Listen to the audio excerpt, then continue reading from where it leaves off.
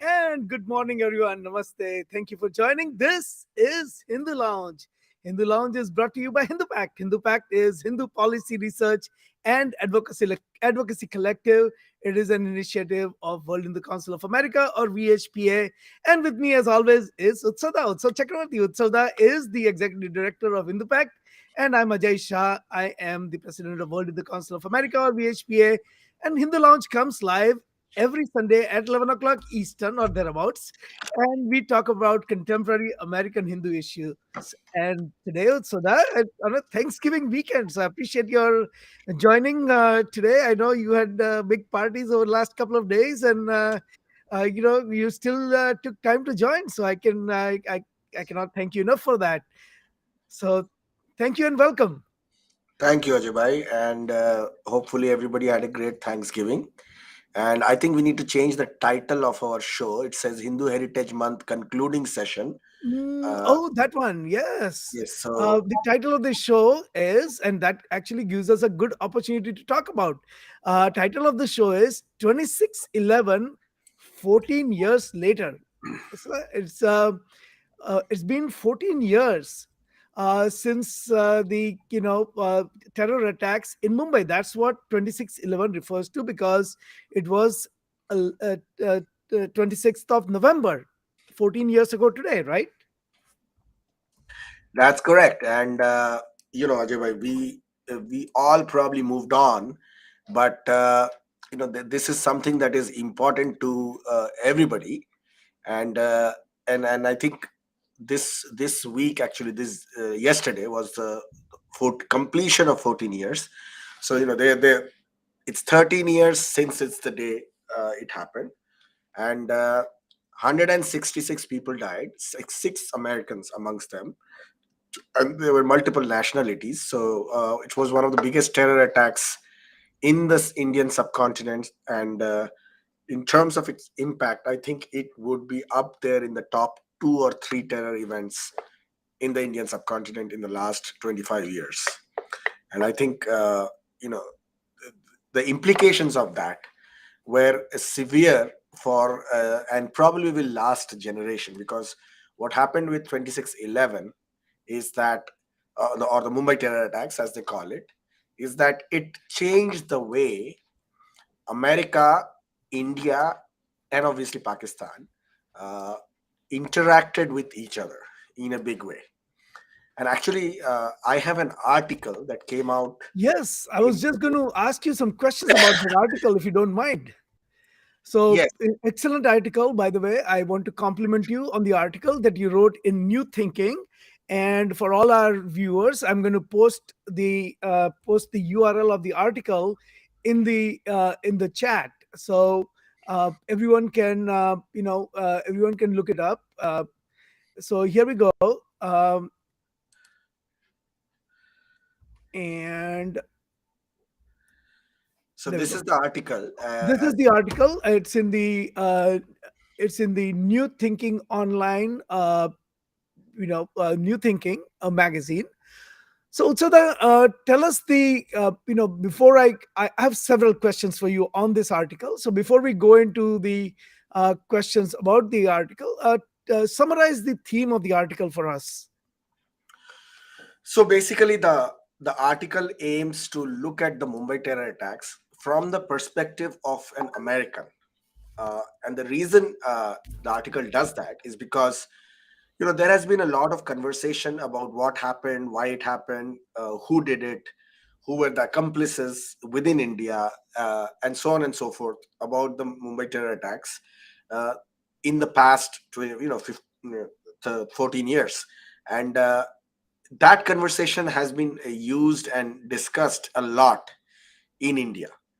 But globally, there has been very little discussion on what America thought about it, what America could have done, should have done. And because there were 6 Americans who were killed on that day, uh, you know, it was relevant to America too, because America, anywhere Americans die, it becomes an important issue for America, especially if it's a terror related incident. So this article looks at what America was doing during that time, and how it impacted America, and what America could have done, should have done, uh, as we go 14 years down the road. So that's the whole purpose of the article, and I think it uses the 2008 Mumbai terror attacks to discuss some of the larger issues that America should be addressing when it comes to terrorism, when it comes to Pakistan, and when it comes to India.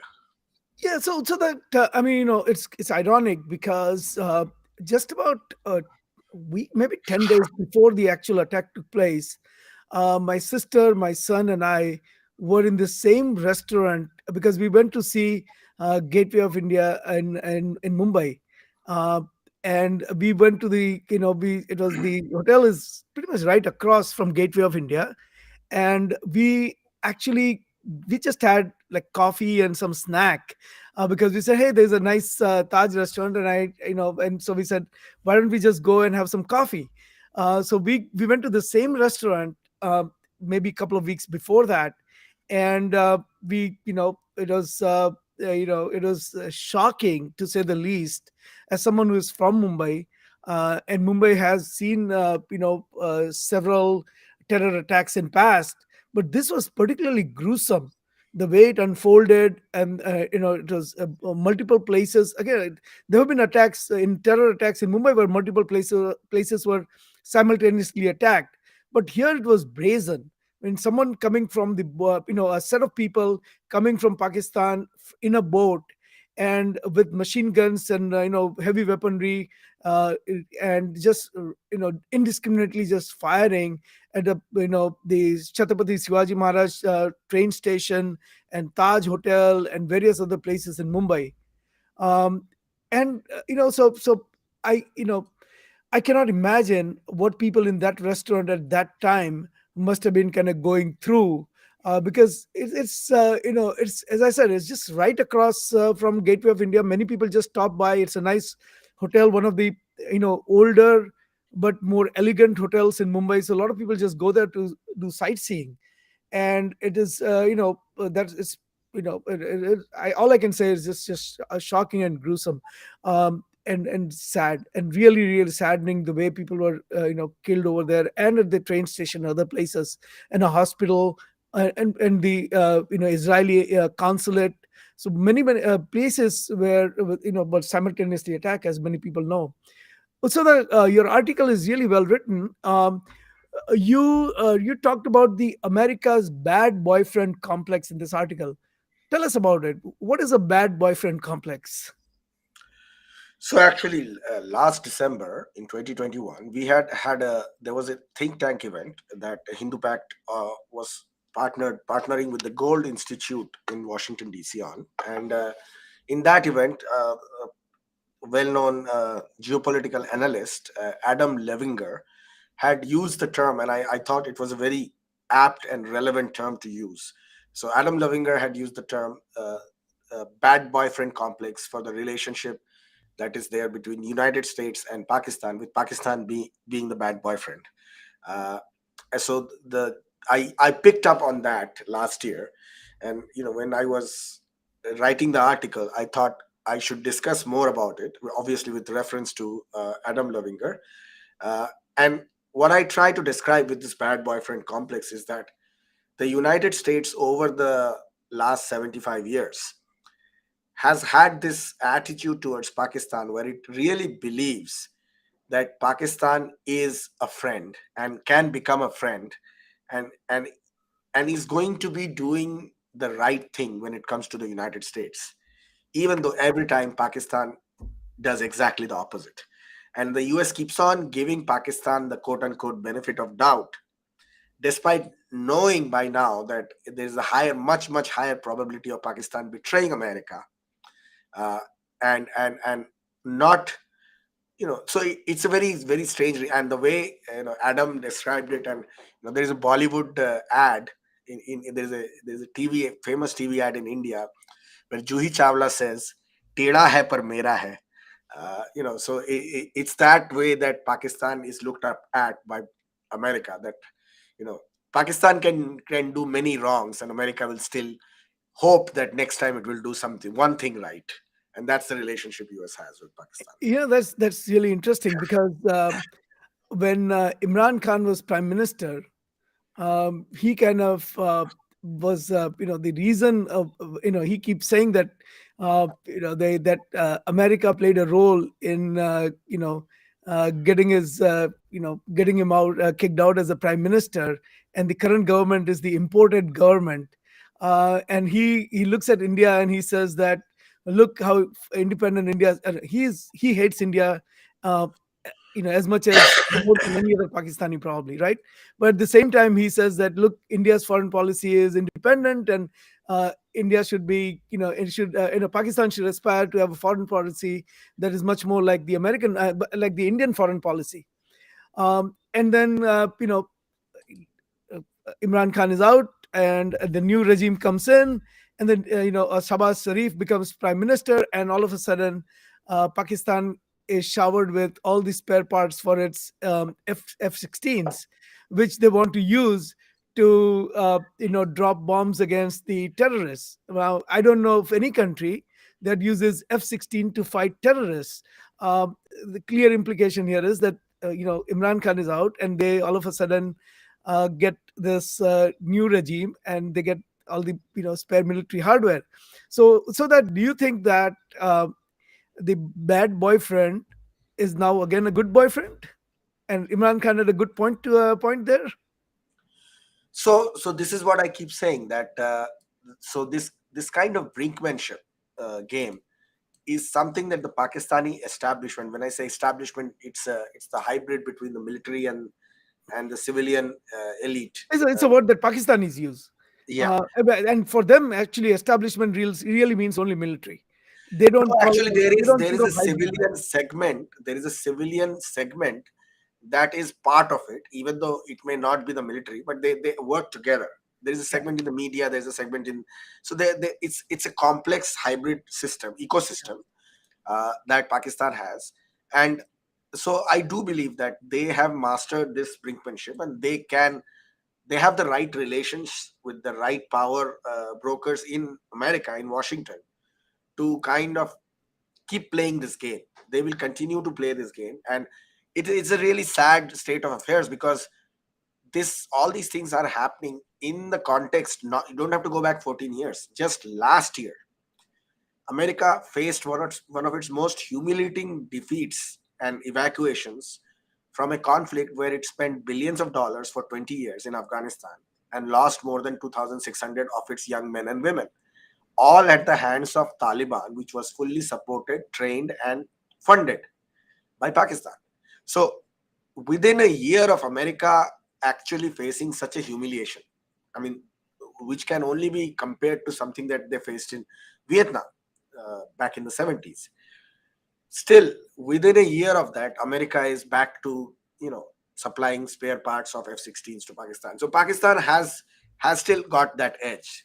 It is the bad boyfriend that America It wants to still be. remains one. So right Yeah, now, the bad boyfriend is a little bit of a good boyfriend. yeah, yeah. So and they On have the mastered it spectrum quite there. well. Yeah.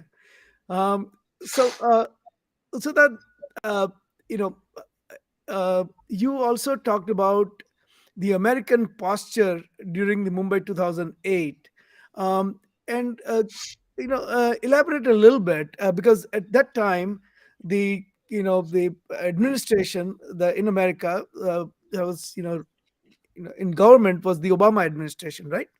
And Obama administration had this interesting relationship with India.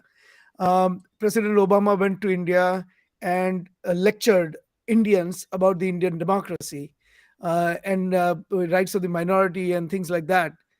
How sympathetic was Obama administration to the victims of the terrorists, and what did America do after the terror attack uh, in order to you know in order to uh, demonstrate that there was still a united global community, a united democratic nations, coalition that is willing to fight these kinds of terror attacks. Because not too, 9/11, which happened in 2001, was not that long ago, right? From the historic perspective. Correct. So I talk about, and this part is, I believe, has not been discussed much at all in either Indian media or in American media.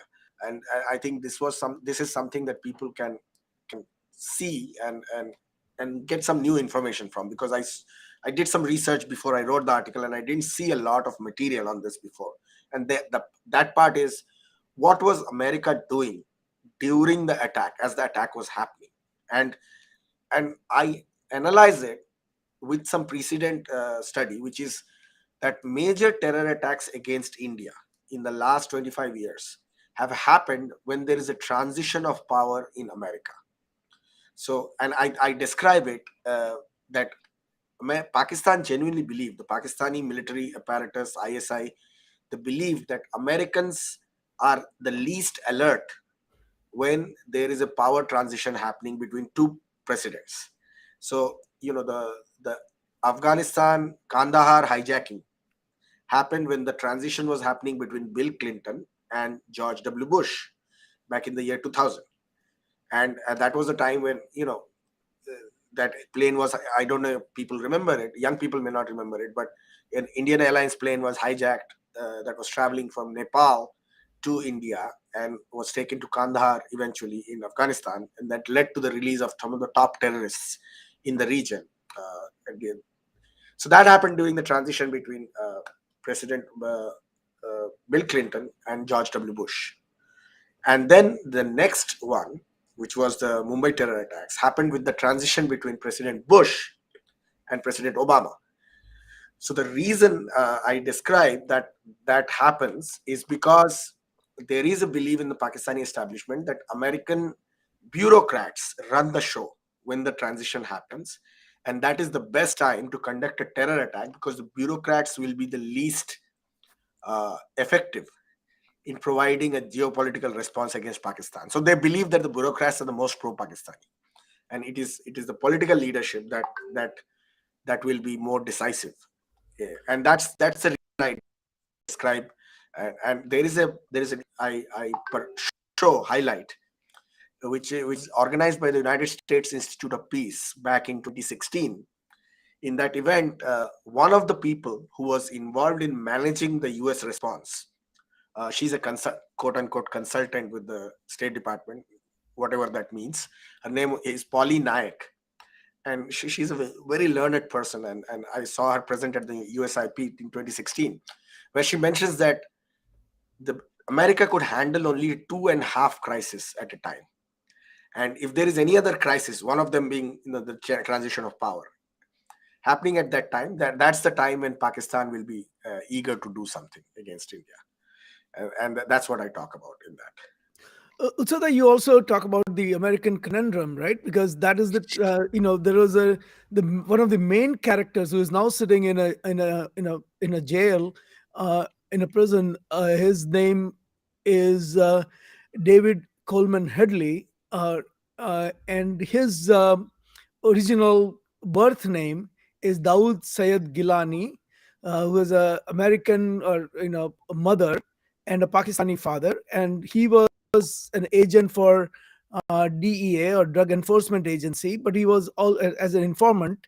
But he was also at the same time actively involved with Lashkar-e-Taiba, or LET, which is a proclaimed terrorist organization, or a designated terrorist organization.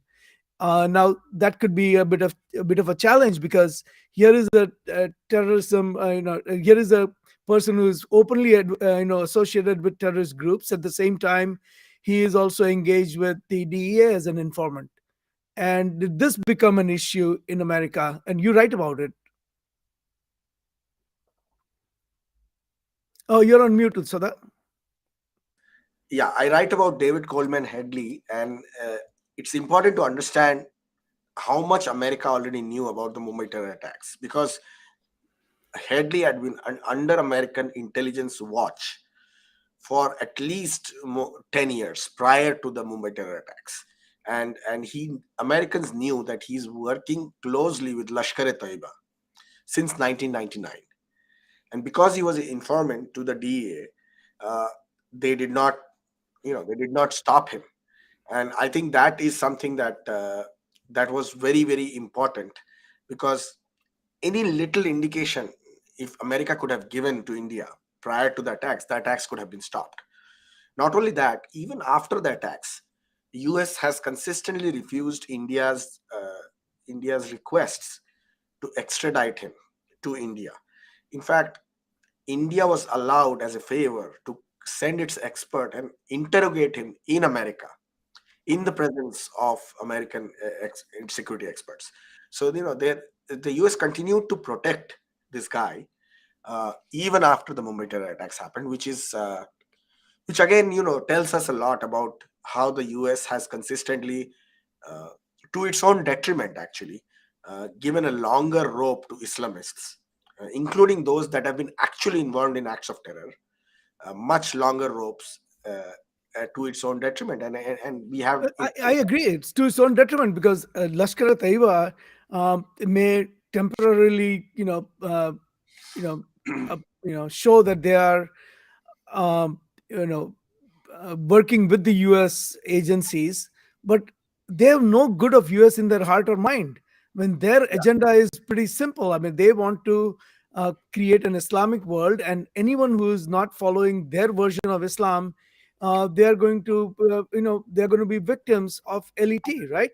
So this is the, that I think it's very short-sighted of America to be really using, LET, or not exposing LET rather in this case. Um, and then it certainly does not help, the American cause in longer term. So that I want to, you write about a lot about the implication on India, but I want to ask something that you have not written.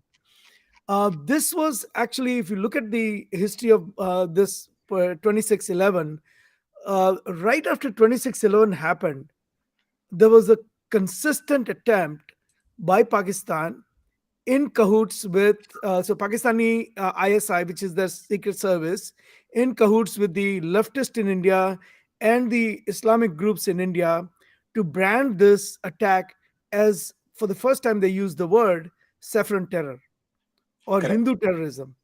And a lot of people from the mainstream Indian political party Congress also kind of jumped in and said, "Look, this is all engineered by the Hindu groups. This is no different than the kind of allegations that came out after 9/11, where people started saying that this is something that is engineered by the CIA and the FBI and the American intelligence agencies. So that is the narrative that was being built, except one thing. And that one thing was that one of the terrorists, his name was Kasab, was actually captured alive. And then he went and told the whole story. But the fact that they actually coined the term Hindu terror or saffron terror and started building a whole narrative on this. I mean, why, what do you think about that?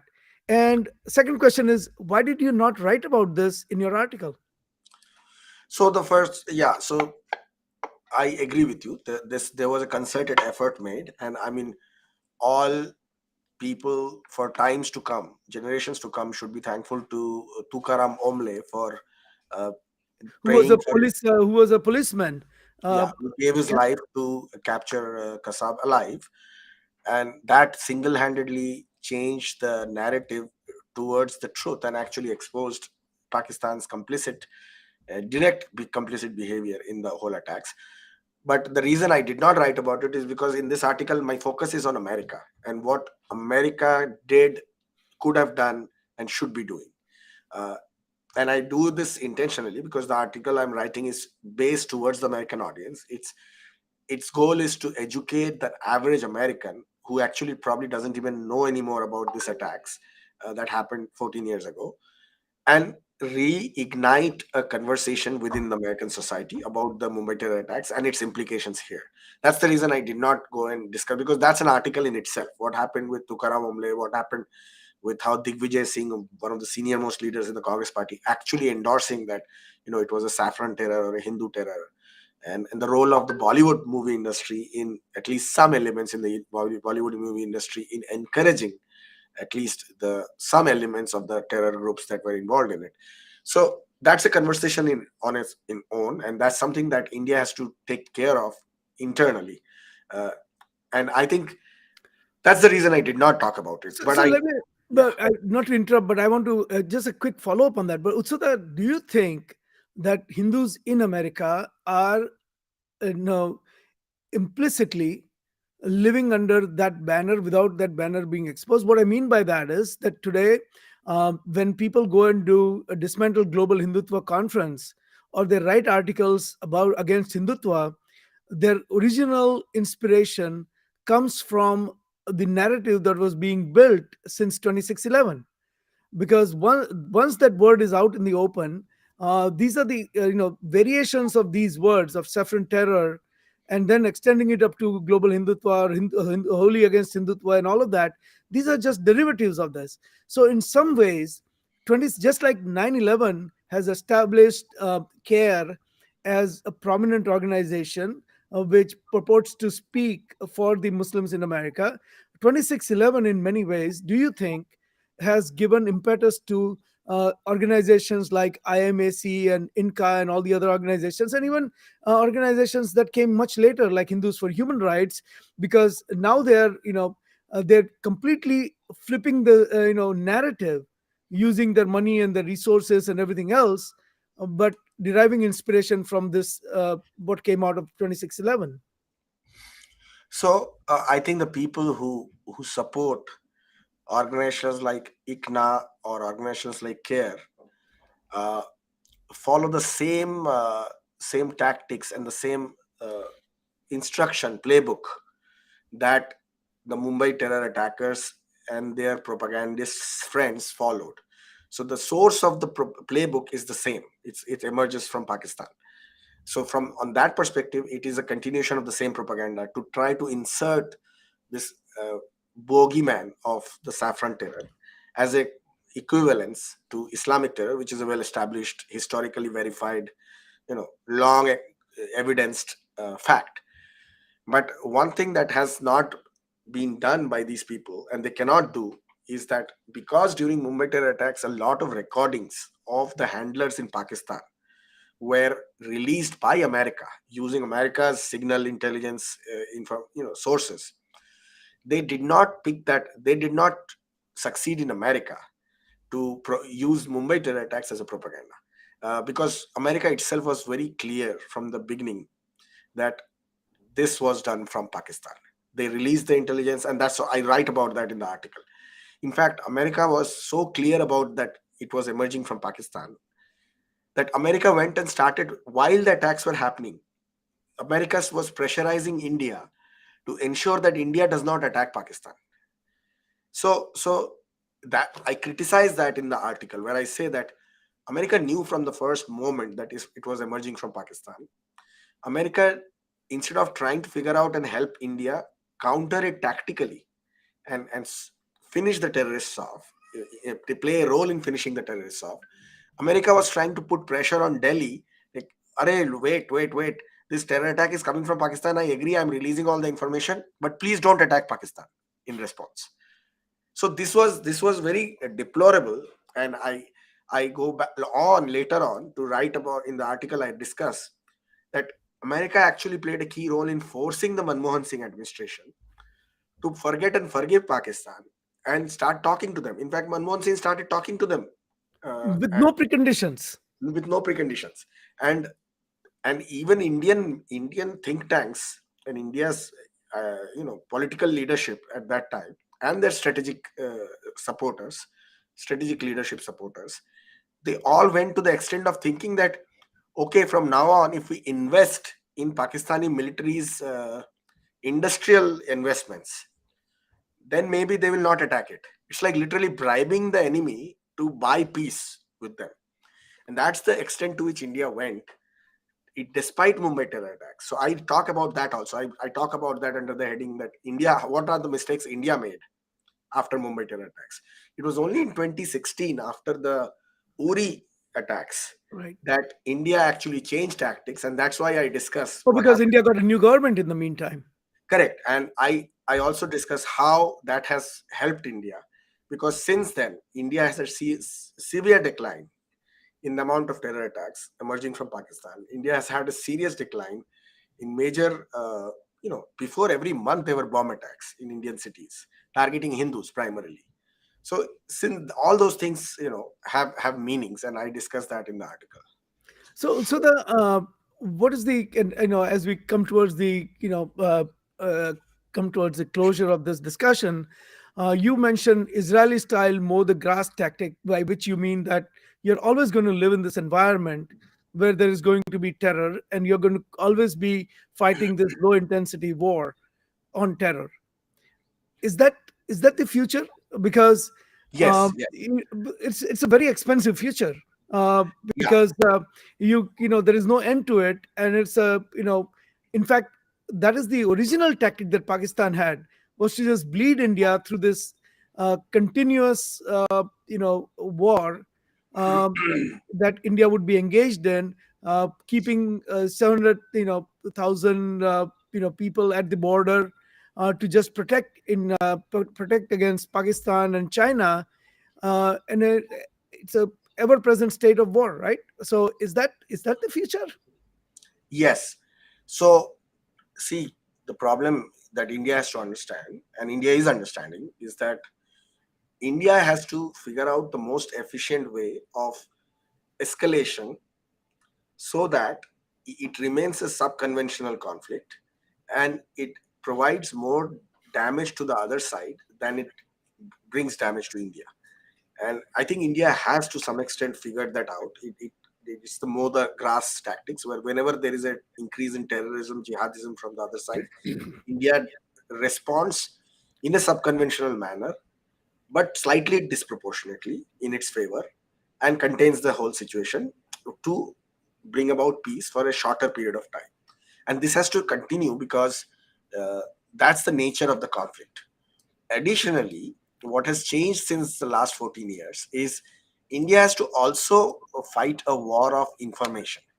So, what used to be before a proxy war, where terrorism was, physical violence, bomb attacks, was the way of the world.